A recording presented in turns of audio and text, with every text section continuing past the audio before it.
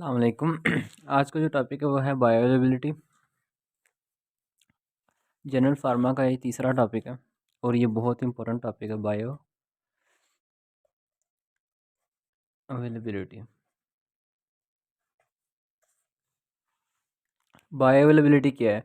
Bioavailability ये है कि आप जितनी ड्रग सिंपल अगर अल्फाज में कहें तो बायोअवेलेबिलिटी क्या है कि आप जितनी ड्रग देते हो, जितनी उसकी अमाउंट देते हो, तो कितनी ड्रग उसका कितना परसेंट जो है वो सिस्टेमिक सर्कुलेशन यानी कि ब्लड के अंदर जाता है।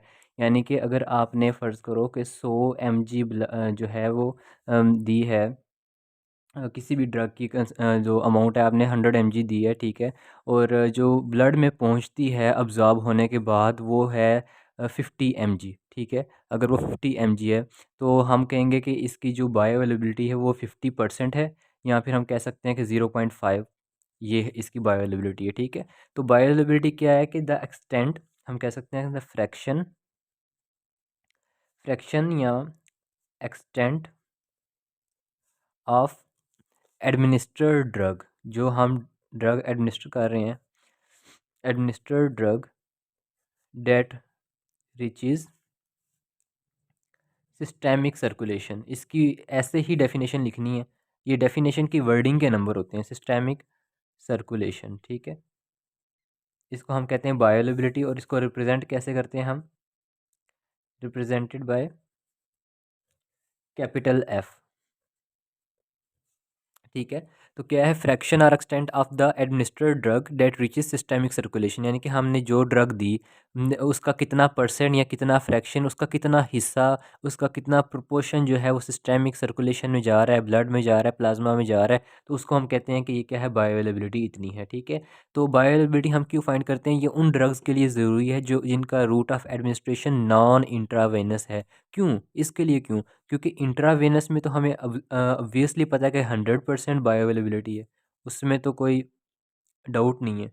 क्यों? क्योंकि उसमें डायरेक्ट सिस्टेमिक सर्कुलेशन में जा रही है ना, उसमें डायरेक्ट तो उसमें 100% है, या फिर उसकी हम कहते हैं 1, उसके लिए 1 बायोअवेलेबिलिटी हम कहते हैं कि 1 है इंट्रावीनस के लिए। नॉन इंट्रावीनस जो आते हैं ना, नॉन इंट्रावीनस जो हमारे पास रूट्स ऑफ एडमिनिस्ट्रेशन होते हैं उनके लिए हम फाइंड करते हैं, उनके लिए ज़रूरी है, यानी कि हमने चेक करना होता है। तो इसकी ये सिग्निफिकेंस है बायोअवेलेबिलिटी के, determining the bioavailability is important in calculating dosages of non intravenous routes of administration. Intravenous के लिए क्यों क्यों नहीं करते? क्योंकि उसके लिए पहले ही पता है कि 100% होती है। तो हम उसके बाद हम इसको डिटर्मिनेशन कैसे करते हैं? डिटर्मिनेशन बायोअवेलेबिलिटी को अब पता भी तो लगवाना है ना कि कैसे, कितनी है बायोअवेलेबिलिटी किसी ड्रग की।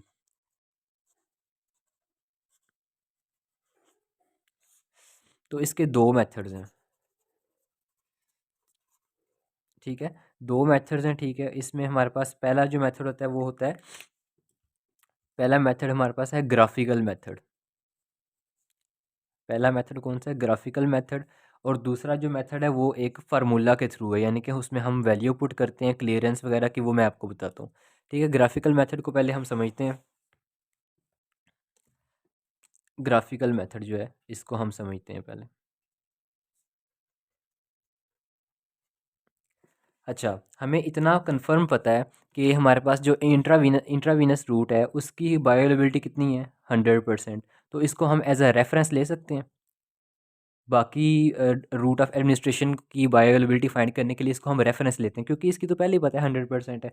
तो हम करते हैं ऐसे कि एक ग्राफ ड्रा करते हैं। ये हमारे पास हो गया, ये एक ग्राफ बना रहे हैं, ठीक है। इसमें क्या है कि एक्स एक्सिस पे हमने टाइम लिया और वाई एक्सिस पे हमने ली प्लाज्मा की कंसंट्रेशन, यानी कि ड्रग की जो प्लाज्मा में कंसंट्रेशन है ना वो ले ली, ठीक है। अब देखें हैं इंट्रावीनस रूट में जब हम बोलस लगाते हैं या टीका लगा दिया, ठीक है, फॉर एग्जांपल, तो उसकी कंसंट्रेशन तो पहले एकदम से बहुत हाई होगी ना ब्लड के अंदर, तो ये कंसंट्रेशन इनिशियल है, यानी कि ज़ीरो नहीं है, ठीक है। तो वो आहिस्ता आहिस्ता आहिस्ता आहिस्ता करती करती करती वो डिक्रीज़ करती जाती है with the passage of time. Time यहाँ पे इंक्रीज़ हो रहा है, ठीक है। अच्छा, इनकी टाइम इंक्रीज़ हो रहा है, प्लाज्मा कंसंट्रेशन डिक्रीज़ हो रही है, तो इसको हम कहेंगे, ये हम ये आईवी ड्रग के लिए दी ना, आईवी रूट है, ठीक है। अब हम देंगे oral route for example. Oral route में हमने ली, पहले तो ड्रग थी नहीं बॉडी में, हमने ली, पहली कंसनट्रेशन उसकी ज़ीरो है, फिर आहिस्ता आहिस्ता वो अब्जॉर्ब हुई, अब्जॉर्ब होने के बाद वो एक पीक लेवल तक पहुंची, फिर उसने अब्जॉर्ब होना है, अब्जॉर्ब होने के बाद एक सर्टेन टाइम के बाद उसकी कंसनट्रेशन कम होती जाएगी, तो एक ऐसा ग्राफ बनेगा उसका ऐसा करके, ठीक है। तो ये हमारे पास किसके लिए, ओरल, ठीक है। अब ये जो आईवी है, आईवी के नीचे ये ग्राफ आ रहा है, ये वाला सारा, ये सारा ग्राफ इसके नीचे आ रहा है। ओरल के नीचे ये वाला ग्राफ आ रहा है ना, बस ये वाला ओरल जो है इसके नीचे सिर्फ ये ग्राफ आ रहा है, ठीक है।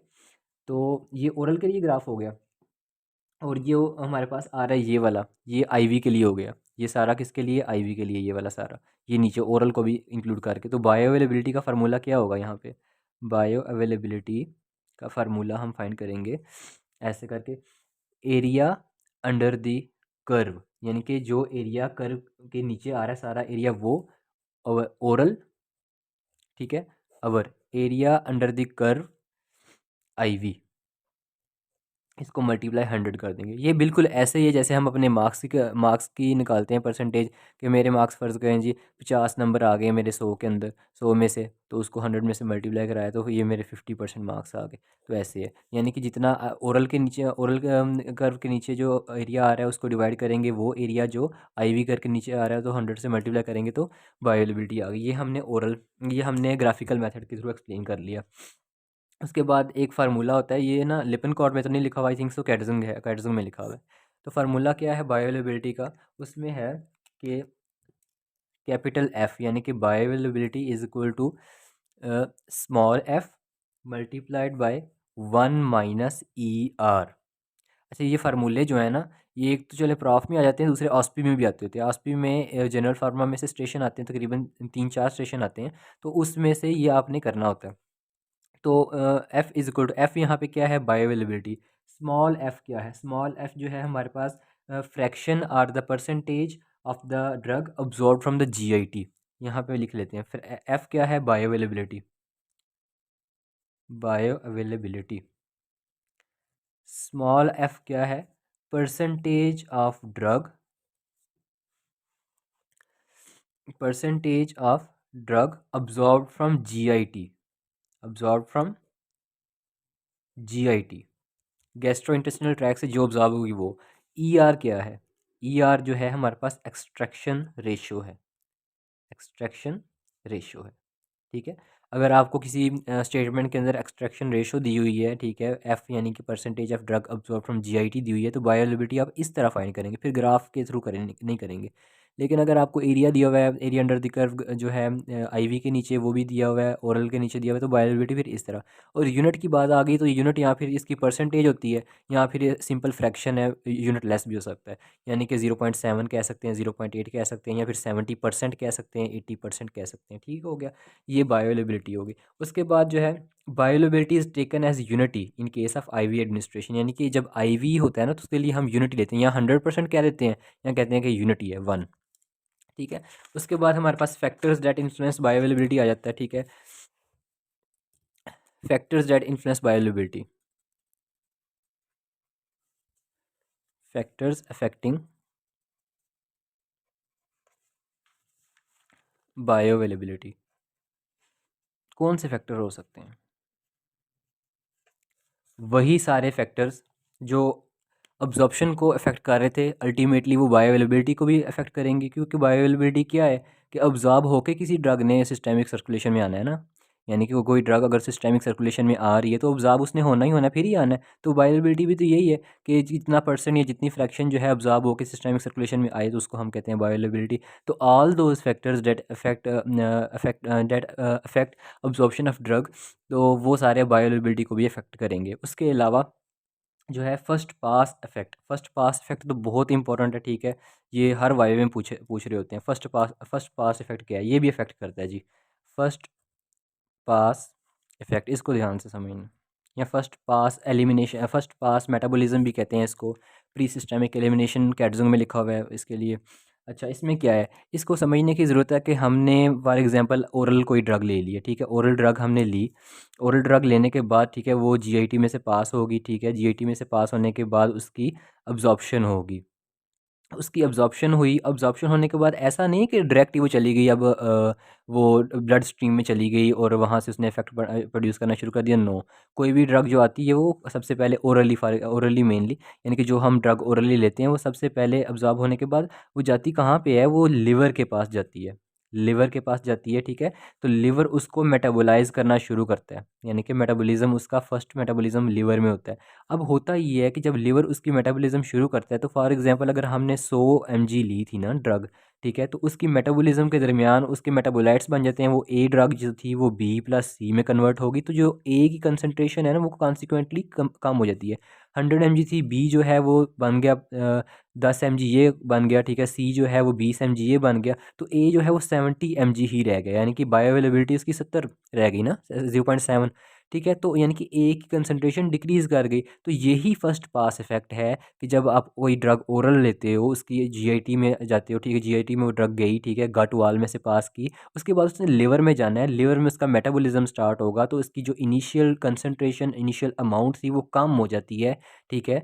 और उस कम होने वाले इफ़ेक्ट को हम कहते हैं कि ये क्या है, फर्स्ट पास इफ़ेक्ट है, ठीक है। यानी कि सिंपल क्या कि the elimination of drug that occurs after administration, यानी कि एडमिनिस्ट्रेशन करने के बाद, ठीक है, खाने के बाद, या ठीक है हमने एडमिनिस्ट्रेशन कर दी after administration, but before it enter systemic circulation, यानी कि बिफोर सिस्टेमिक सर्कुलेशन, यानी कि एडमिनिस्ट्रेशन में, यानी कि एडमिनिस्ट्रेशन करने के बाद और सिस्टेमिक सर्कुलेशन में एंटर होने से पहले का जो मेटाबॉलिज्म है वो क्या है, फर्स्ट पास इफेक्ट है, बिफोर एंटरिंग सिस्टेमिक सर्कुलेशन, ठीक है। तो इसको हम कहते हैं, और ये जो है ओरली ड्रग के लिए बहुत ज़्यादा होता है, बाकियों के लिए भी होता है लेकिन ओरली के लिए बहुत ज़्यादा होता है, ठीक है। फॉर एग्जांपल छोटी सी एक एग्जांपल देते हैं कि हमारे पास नाइट्रोग्लिसरीन होती है। मैंने बताया था पिछले लेक्चर्स में कि नाइट्रोग्लिसरीन जो है हम सबलिंगुअल भी यूज़ करते हैं, ट्रांसडर्मल भी यूज़ करते हैं। अब क्वेश्चन अराइज करना चाहिए कि हम सबलिंगुअल क्यों करते हैं, ओरली भी तो कर सकते हैं, ठीक है। सबलिंगुअल इसलिए करते हैं क्योंकि जब हम इसको ओरली लेते हैं तो इसने जीआईटी में गई, ठीक है, अब्जॉर्प्शन होने से पहले इसने लिवर में जाना है, लिवर ने इसको मेटाबोलाइज कर देना और तकरीबन ये इसकी 90% मेटाबोलाइज कर देता है, और नाइट्रोग्लाइसरीन जो है ये कन्वर्ट हो जाता है मेटाबोलाइट्स के अंदर जो कि इनएक्टिव होते हैं या फिर लेस एक्टिव होते हैं, तो इसकी कंसनट्रेशन और इनिशियल इफेक्ट और इनिशियल अमाउंट जो है वो कम हो जाती है, तो इसलिए हम इसको ओरली नहीं दे रहे होते, इसको हम फिर सबलिंगुअल दे रहे होते हैं, ट्रांसडर्मली दे रहे होते हैं। क्यों? क्योंकि इसकी बायो अवेलेबिलिटी मेंटेन रहे, ठीक है। उसके बाद ये एक फैक्टर था, factor affecting bioavailability, first pass effect. दूसरा क्या है, सॉल्युबिलिटी। मैंने बताया था पिछले लेक्चर में कि ड्रग जो है वो हाइड्रोफिलिक हो, यानी कि लिपोफिलिक हो तो अच्छी सॉल्युबल होती है, ठीक है, हाइड्रोफिलिक जो होती है वो इतनी एज सच सॉल्युबल नहीं होती। लेकिन ये है कि अगर बिल्कुल ही लिपोफिलिक हो, यानी कि 100% है ड्रग, टोटली लिपोफिलिक है, तो वो कुछ मतलब कि सेल मेम्ब्रेन्स के पोर्स में से जो कि हाइड्रोफिलिक होते हैं वहाँ से पास नहीं कर पाएगी, और अगर 100% वो हाइड्रोफिलिक हो तो लिपोफिलिक में से, यानी कि लिपिड मेम्ब्रेन में से पास नहीं कर पाएगी। इसका मतलब क्या हुआ कि ड्रग ऐसी होनी चाहिए जिसमें लिपोफिलिक करैक्टर भी हो और स्लाइटली हाइड्रोफिलिक करैक्टर भी हो, यानी कि दोनों करैक्टर हों थोड़े थोड़े। तो इसीलिए यही वजह है कि हमारे पास जितनी भी ड्रग्स आज तक बनी हुई हैं वो सारी की सारी या तो वीक एसिड्स हैं या वीक बेसिस हैं, वीक, ना कोई स्ट्रॉन्ग एसिड बना है ना कोई स्ट्रॉन्ग बेस बना है, जाहिर सी बात, स्ट्रॉन्ग एसिड बनाएंगे तो कोरोसिव बन जाएगा, ठीक है। तो वीक है सारी की सारी, दोनों करेक्टरिस्टिक्स इसमें होते हैं, ठीक है। तो फर्स्ट पास इफेक्ट हो गया, सॉल्युबिलिटी होगी। बाकी केमिकल इंस्टेबिलिटी वो तो सब में अप्लाई होता है, आप यहाँ भी लिख लो कि अगर कोई उसकी स्टेबल नहीं है ड्रग, स्टमक में स्टेबल नहीं है, इंटेस्टाइन में स्टेबल नहीं है, तो उसकी अब्जॉर्प्शन कम होगी, अल्टीमेटली बायो अवेलेबिलिटी भी उसकी कम हो जानी है, ठीक है। तो 3 फैक्टर हो गए। उसके बाद हमारे पास नेचर ऑफ ड्रग फार्मूलेशन। पहला मैंने क्या बताया, पहला मैंने बताया फर्स्ट पास इफेक्ट, ठीक है। दूसरा मैंने क्या बताया, दूसरा मैंने बताया सॉल्युबिलिटी, ठीक है। तीसरा क्या है, केमिकल इंस्टेबिलिटी, ठीक है। चौथा क्या है, nature of drug formulation, syrup है, टेबलेट है, टीका लगा रहे हो, यानी कि कोई भी फार्मूलेशन। तो ये तीनों तो मैंने पीछे वो अब्जॉर्प्शन में भी बताए थे, ठीक है। तो मैंने पहले ही बता दिया था कि अब्जॉर्प्शन वाले सारे फैक्टर आप इसमें लिख सकते हो, वो गलत नहीं है। उसके बाद ये तीनों मैंने बता दिए। और सिरप में मैंने ड्रग फार्मूलेशन में बताया था कि सिरप जो होता है उसकी अब्जॉर्प्शन ज़्यादा होती है एज़ कम्पेयर टू टैबलेट्स और कैप्सूल्स। और उसके बाद ये हमारे पास हो गया बायोअवेलेबिलिटी का। अच्छा, इसमें ना कुछ चीज़ें मिसिंग हैं, वो आप लिख लो, ये प्रॉफ क्वेश्चंस हैं, वो आप नोट भी कर लो कि उन्होंने प्रॉफ में क्वेश्चन आया हुआ था कि 3 ड्रग्स के नाम लिखें जो बायोअवेलेबिलिटी जिनकी ओरल में बायोअवेलेबिलिटी कम होती है, ठीक है, तो वो यानी कि 3 drugs showing extensive first pass effect, यानी कि 3 ऐसी ड्रग्स के नाम लिखें जो फर्स्ट पास इफ़ेक्ट शो करती हैं, ठीक है। तो सबसे पहले मैंने बताया था नाइट्रोग्लिसरीन, नाइट्रोग्लिसरीन ये नोट कर लें, बुक में सिर्फ नाइट्रोग्लिसरीन लिखी हुई है, बाकी 3 नहीं लिखी हुई। नाइट्रोग्लिसरीन का 90% फर्स्ट पास इफेक्ट होता है, तो इसलिए हम इसको सब लिंगुअली दे रहे होते हैं, ट्रांसडर्मली दे रहे होते हैं, ओरल नहीं देते। उसके बाद हमारे पास आती है दूसरी ड्रग वारफेरिन, इसका फर्स्ट पास इफेक्ट बहुत ज़्यादा है। उसके बाद हमारे पास फेनिटोइन आती है। अभी आपको ये ड्रग्स के नाम मुश्किल लग रहे होंगे, लेकिन जब आप पूरी फार्मूला पढ़ लोगे तो ये आपके फिंगर टिप्स से होंगे। उसके बाद प्रोपेनोलोल, ये 4, ये 4 जो हैं ये बहुत ज़्यादा फर्स्ट पास इफ़ेक्ट प्रोड्यूस करते हैं, इसलिए इनको ओरली नहीं देते, ठीक है। कोई और यूज़ कर लेते हैं, हम इसको आईवी दे देंगे, सबलिंगुअली, ट्रांसडर्मली, रेक्टल, यानी कि इंट्रा मस्कुलर, सबक्यूटेनियस कुछ भी दे सकते हैं, ओरली नहीं देना। क्यों? क्योंकि उसमें लिवर में से जो ड्रग पास होती है तो फर्स्ट पास इफ़ेक्ट बहुत ज़्यादा होता है, initial concentration, initial amount, initial effect बहुत कम रह जाता है, इसलिए इनको ओरली नहीं देना होता। तो ये प्रॉफ का क्वेश्चन है। ऐसे ही यानी कि अब 3 ड्रग्स हैं और 3 नंबर मिल जाते हैं, अगर किसी को आते हैं तो ठीक है, नहीं तो 0 मार्क्स। तो नाइट्रोग्लिसरीन, वारफेरिन, फेनिटाइन और प्रोपेनोलोल ये नोट कर लें। उसके बाद दूसरा क्वेश्चन उन्होंने पूछा हुआ था कि साइट्स कौन सी हैं, साइट्स, ये प्रॉफ का क्वेश्चन है। साइट्स कौन सी हैं फर्स्ट पास इफेक्ट की, कहाँ कहाँ पे फर्स्ट पास इफेक्ट होता है, तो लिवर लिख के आ जाते हैं, बस लिवर नहीं है, सिर्फ liver plus gut wall, gut wall में भी फर्स्ट पास इफेक्ट होता है, ठीक है। इंटेस्टाइन में भी मेटाबॉलिज्म हो रहा होता है थोड़ा थोड़ा, अलबत्ता इतना नहीं होता लेकिन होता ज़रूर है। तो गट वाल जो है इसमें, यानी कि एक लीवर है और दूसरा गट वाल, ये प्रॉफ का क्वेश्चन है, ठीक है।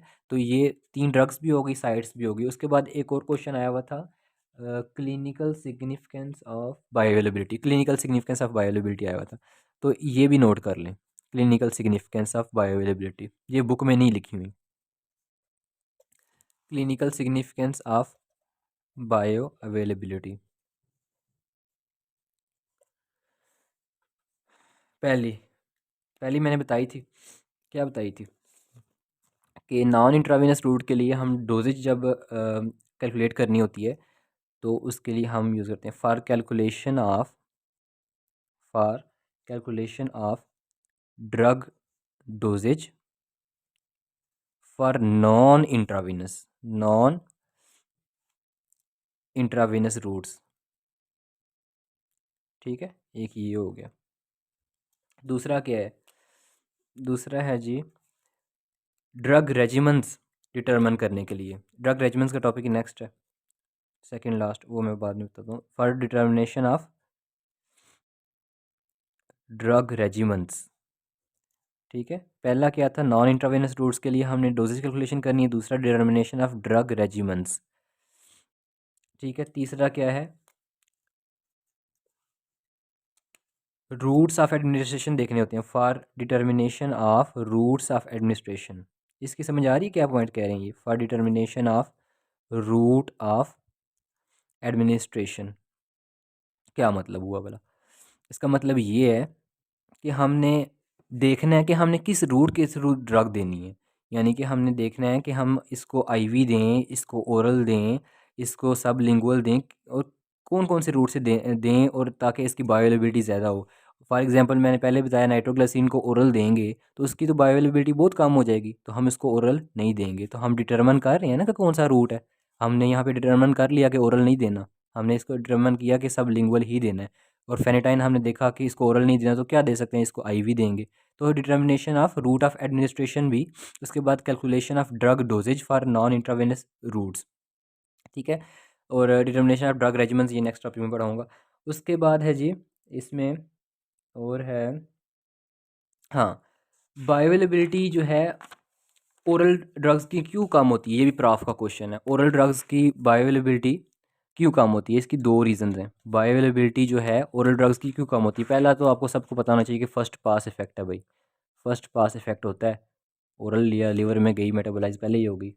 उसके बाद अब्जॉर्प्शन, इनकम्प्लीट अब्जॉर्प्शन, इंटेस्टाइन से जो है इनकम्प्लीट अब्जॉर्प्शन हो रही है, कंप्लीट अब्जॉर्प्शन ही नहीं हुई। ठीक है, ये दो मेन रीजंस होती हैं, incomplete absorption of drug from gut wall.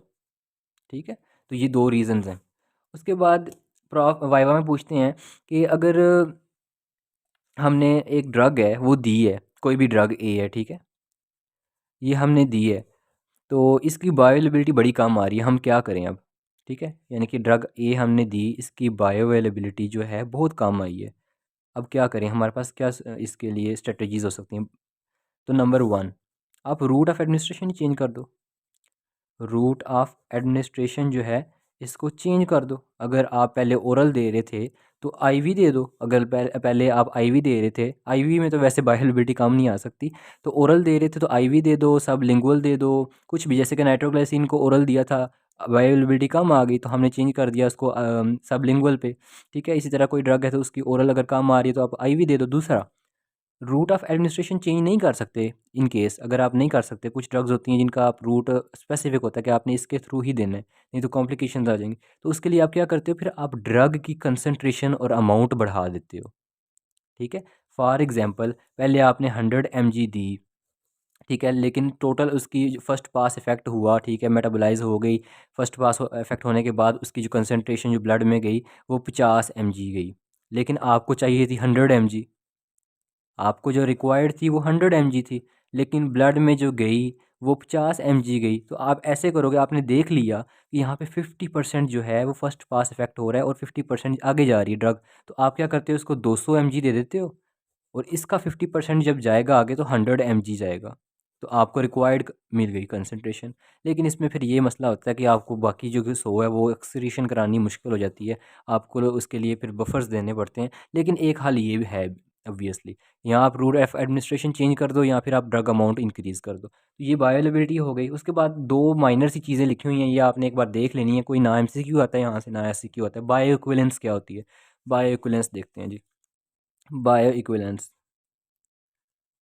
यानी कि बायो इक्विवेलेंस क्या है कि दो ड्रग फार्मूलेशन हैं, एक आपने कैप्सूल ले लिया, ठीक है, एक आपने टैबलेट ले ली, ठीक है, एक ही ड्रग की, यानी कि ओमिप्राजोल का ही आपने कैप्सूल लिया, ओमिप्राजोल का ही आपने टैबलेट ली, ठीक है, कोई भी एक ड्रग की ले ली, एस्पायरिन का कर लो, वैसे एस्पायरिन के कैप्सूल तो नहीं आ रहे। तो ये आपने एक ही ड्रग के दो फार्मूलेशंस ले ली, ठीक है, उनको हम बायो इक्विवेलेंट तब कहेंगे अगर उनमें ये दो कंडीशंस फुलफिल होंगी कि उनकी बायो अवेलेबिलिटी सेम हो, बायो अवेलेबिलिटी उनकी सेम हो, ठीक है, और उनको ब्लड के अंदर पीक कंसंट्रेशन रीच करने में सेम टाइम लगे, same time to achieve peak concentration in plasma या ब्लड वगैरह। ठीक है, तो अगर ये दो कंडीशंस पूरी हो गई हैं तो हम कहेंगे कि ये दो जो ड्रग्स आ रही हैं ना, ये दो फार्मूलेशंस जो आ रही हैं ये बायो इक्विवेलेंट है आपस में। पहली क्या है कि फार्मूलेशन जो है, यानी कि एक ही ड्रग की दो फार्मूलेशंस ली, टैबलेट लिया, कैप्सूल लिया, तो इनको हम तब ही बायो इक्विवेलेंट कह सकते हैं जब इनकी बायो अवेलेबिलिटी सेम हो। अगर कैप्सूल 0.7% अब्जॉर्ब हो रहा है, सॉरी 0.7 अब्जॉर्ब हो रहा है, 70% अब्जॉर्ब हो रहा है, ठीक है, तो टैबलेट भी अगर 70% अब्जॉर्ब हो तो ही बायो इक्विवेलेंट है। ठीक है, और दूसरी बात ये कि यानी कि ब्लड के अंदर अगर कैप्सूल को टाइम लग रहा है, फॉर एग्जांपल 2 आवर्स लग रहे हैं उसको पीक आवर कंसंट्रेशन में जाने के लिए, यानी कि इंक्रीज़ कर रहा है, इंक्रीज़ कर रहा है, इंक्रीज़ कर रहा है, एक पीक आ गई है फिर इसमें डिक्रीज, यहाँ तक आने को इसके लिए 2 आवर्स लग गए। तो अगर कैप्सूल को 2 आवर लग रहे हैं ना, तो टैबलेट को भी 2 आवर लगने चाहिए। ठीक है, अगर आगे पीछे हो जाएगा तो हम नहीं कह सकते कि बायो इक्विवेलेंट है। ये दो कंडीशंस हैं, बायो अवेलेबिलिटी सेम हो और सेम टाइम लगे। उसके बाद थेरेपेटिक इक्विवेलेंस, ये भी माइनर सा देख लें इसको भी। थेरेपेटिक इक्विवेलेंस, इसमें से ना वैसे एमसीक्यू आता है ना एससीक्यू, वाईवे में ना पूछ लें। थेरेपेटिक इक्विवेलेंस क्या है? इसमें 4 कंडीशंस हैं, अगर वो पूरी हो गई तो आपने कहना है कि थेरेपेटिक इक्विवेलेंट दोनों ड्रग्स। पहला ये है कि दो जो आपने फार्मूलेशंस ले ली हैं, ठीक है, दो फार्मूलेशंस लें फ़र्ज़ करो, उसमें इंग्रेडिएंट्स सेम हों, इंग्रेडिएंट्स क्या हों? सेम हों। फार्मूला, केमिकल फार्मूला उनका सेम होना चाहिए, ठीक है। दूसरा, डोजेज फॉर्म भी सेम हो, डोजेज फॉर्म भी सेम हो, ठीक है। अच्छा, तीसरा, रूट ऑफ एडमिनिस्ट्रेशन भी सेम हो, एक को आपने एंट्रल देना है तो दूसरा भी एंट्रल होना चाहिए, ठीक है। ये तीन चीज़ें होगी। और चौथी चीज़ जो है, और सिमिलर सेफ्टी प्रोफाइल, ये क्या है अब? ये आपको सेकंड चैप्टर के लास्ट में समझ आएगी कि यानी कि सेफ्टी प्रोफाइल ये है कि आप ना, एक खास रेंज होती है ड्रग की कि अगर आपने 50 से 500 देनी है तो ये ठीक है एमजी, तो ठीक है। अगर 500 से बढ़ गई तो ये टॉक्सिक हो जाएगी, 50 से कम हो गई तो इसका इफ़ेक्ट नहीं आएगा। तो दोनों का जो इफ़ेक्ट प्रोड्यूस करने का एक रेंज है ना, वो सेम होनी चाहिए, ठीक है। सेफ्टी प्रोफाइल सेम होनी चाहिए, थेरेपेटिक विंडो कहते हैं उसको, वो आगे पढ़ाऊँगा। तो ये थेरेपेटिक इक्विवेलेंस के लिए दो जो हैं, चार जो हैं ये कंडीशन हैं, ये देख लेनी है आपने कि उसका ये फ़र्ज़ करो ये टैबलेट है, ठीक है। अब ये टैबलेट होगी, इसके इंग्रेडिएंट्स जो हैं वो सेम हों, ठीक है। अब उसके बाद जो है, ये जा कैसे रही है, ये माउथ के ज़रिए जा रही है, ठीक है। ये डायग्राम अगर आपके ज़हन में रहती है तो बेहतर है कि ये टैबलेट है, इसकी ये टैबलेट फॉर्म है, दोनों की टैबलेट होनी चाहिए, यानी कि ड्रग डोजेज सेम होनी चाहिए, और ये इसके इंग्रेडिएंट्स सेम होने चाहिए, रूट ऑफ एडमिनिस्ट्रेशन सेम होना चाहिए, और सिमिलर सेफ्टी प्रोफाइल होना चाहिए। ये भाई आपका बायो अवेलेबिलिटी का टॉपिक टोटल कंप्लीट हो गया। बायो इक्विवेलेंस भी हो गई, थेरेपेटिक इक्विवेलेंस भी हो गई है। उसके बाद इसमें कुछ रहता हो नहीं, इसलिए इसमें सारा हो गया। और इसके बाद ड्रग डिस्ट्रीब्यूशन का टॉपिक है, ये बहुत इजी सा टॉपिक है, ड्रग डिस्ट्रीब्यूशन है आपकी, ठीक है। उसके बाद वॉल्यूम ऑफ डिस्ट्रीब्यूशन बहुत इंपॉर्टेंट है, ठीक है। तो नेक्स्ट जो हमारे पास है लेक्चर, उसमें ड्रग डिस्ट्रीब्यूशन और वॉल्यूम ऑफ डिस्ट्रीब्यूशन जो है ये कंप्लीट करेंगे इंशाल्लाह।